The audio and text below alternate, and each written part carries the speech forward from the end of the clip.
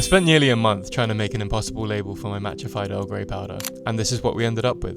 It's been a while. I've had countless manufacturers get back to me telling me that my design's kind of impossible, which means we were on the right track. However, it also caused a bunch of delays. But without further ado, this is the final pouch design. The logo will be holographic, and the Earl Grey char will be in a matte copper kind of metallic vibe. This holographic right here, the matte copper right there. And we're going with Earl Grey char. It just made sense. Earl Grey is just that guy, and it keeps it recognizable for what it is. But on top of the pouch, I also have this 3D can mock-up. Pretty snazzy, right?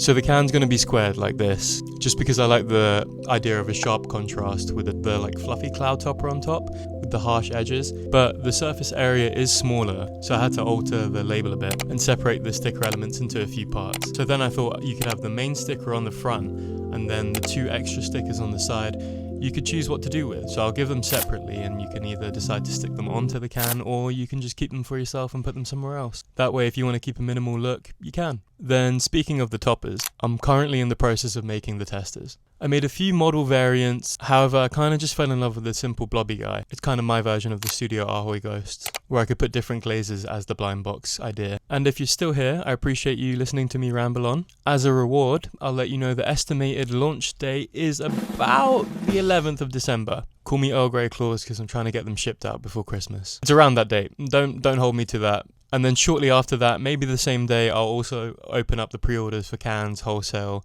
and more pouches. And the ceramics, of course. So stay tuned for that.